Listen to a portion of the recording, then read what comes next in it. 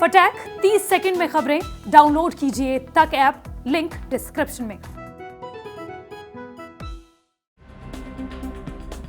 नमस्कार, सुबह की खबरों में स्वागत है आपका। ओमिक्रॉन के खतरे के बीच एक दिन में 775 मौतें। दिल्ली में पाबंदी का नया दौर शुरू। दोनों डोजेस लगाने के बाद भी डिंपल यादव कोरोना की चपेट में। द्रविड़ के साथ टीम इंडिया का डिनर, कोहली यहाँ भी गायब। और यूएई में अडल्ट फिल्में देख सकेंगे लोग।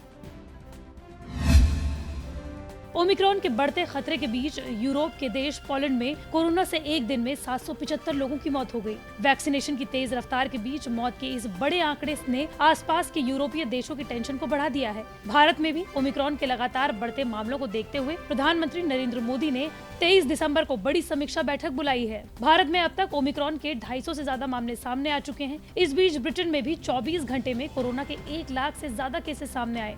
पोलैंड के स्वास्थ्य मंत्रालय ने बयान देते हुए कहा है कि पिछले 24 घंटों में जिन मरीजों ने भी दम तोड़ा, उनमें से ज्यादातर मरीजों ने वैक्सीन नहीं लगाई थी। इस देश में अब तक 54.8% लोगों को वैक्सीन लग चुकी है, जो भारत से लगभग 14% ज्यादा है। विश्व स्वास्थ्य संगठन ने यूरोपीय देशों में तेजी से बढ़ते कोरोना के मामलों को देखते हुए चेतावनी जारी की है। WHO के स्थानीय निदेशक ने कहा है कि हम यूरोप में एक तूफान को आते हुए देख रहे हैं। उन्होंने ये भी चेताया कि कुछ हफ्तों में ही ओमिक्रॉन इलाके के और ज्यादा देशों में हावी हो जाएगा, जिसके चलते पहले ही पूरे दौर से गुजर रही स्वास्थ्य व्यवस्थाएं और भी प्रभावित होंगी।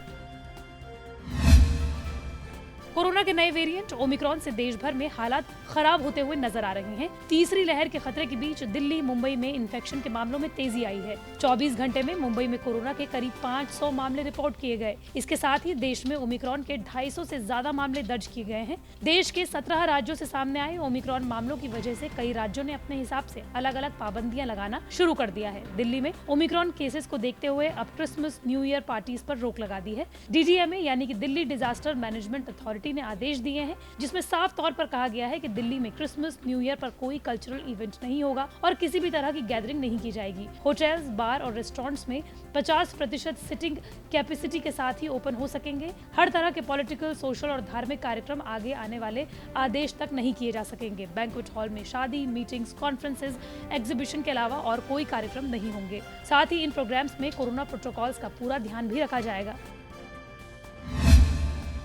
समाजवादी पार्टी के अध्यक्ष अखिलेश यादव की पत्नी और पूर्व सांसद डिंपल यादव और उनकी बेटी कोरोना पॉजिटिव हो गए हैं। अपने कोरोना पॉजिटिव होने की जानकारी खुद डिंपल यादव ने ट्वीट की। उन्होंने ट्वीट करते हुए लिखा कि मैंने कोविड टेस्ट कराया, जिसमें रिपोर्ट पॉजिटिव आई। मैं पूरी तरह से वैक्सीनेटेड हूँ, मुझ में कोई भी लक्षण नहीं दिखाई दे रहे हैं। अपनी और दूसरों की सुरक्षा की दृष्टि से मैंने खुद को आइसोलेट कर लिया है। हाल फिलहाल में मुझसे जो मिलने आए हैं, मैं सभी से अनुरोध करती हूँ कि वो अपना टेस्ट जरूर करवा लें। वहीं उत्तर प्रदेश के हेल्थ डिपार्टमेंट में ओमिक्रॉन के खतरे को देखते हुए बाहर से आने वाले हर संक्रमित की जीनोम सीक्वेंसिंग कराने का फैसला किया है।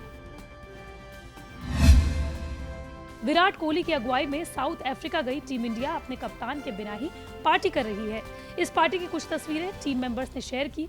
इसमें coach Rahul Dravid, supporting staff, senior members Cheteshwar Pujara और उपकप्तान KL राहुल नजर आ रहे हैं। खास बात यह है कि कोहली इन तस्वीरों में कहीं नहीं दिखाई दे रहे। अफ्रीका में टीम इंडिया अपना पहला टेस्ट मैच 26 दिसंबर से सेंचुरियन में खेलेगी। भारतीय टीम बायो बबल में नेट प्रैक्टिस करेगी। हालांकि इस तरह से पार्टी मनाना प्लेयर्स की सेहत और सुरक्षा के लिहाज से खतरनाक साबित हो सकता है, क्योंकि दक्षिण अफ्रीका ओमिक्रॉन वेरिएंट से सबसे ज्यादा प्रभावित देशों में से एक है। पार्टी की कुछ तस्वीरें ओपनर मयंक अग्रवाल ने सोशल मीडिया पर शेयर की, जिसमें खिलाड़ियों के साथ हेड कोच राहुल द्रविड़ नजर आए। मयंक अग्रवाल ने अपनी पोस्ट में लिखा, बारबेक्यू नाइट जैसा कुछ भी नहीं। रोहित शर्मा के चोटिल हो जाने के बाद टेस्ट सीरीज में मयंक अग्रवाल के खेलने के चांस और बढ़ गए हैं। आपको बता दें कि अफ्रीकी दौरे पर रवाना होने से पहले BCCI और कोहली के बीच अनबन की खबरें सामने आई थी।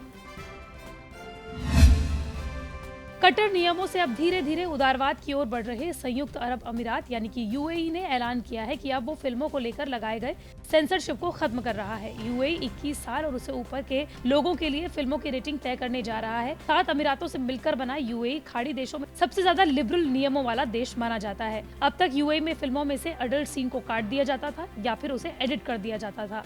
UAE अब हाल ही के सालों में लगातार अपने नियमों को बदल रहा है और खुद को परंपरागत नियमों को मानने वाले इस इलाके में आधुनिक ताकत बना रहा है।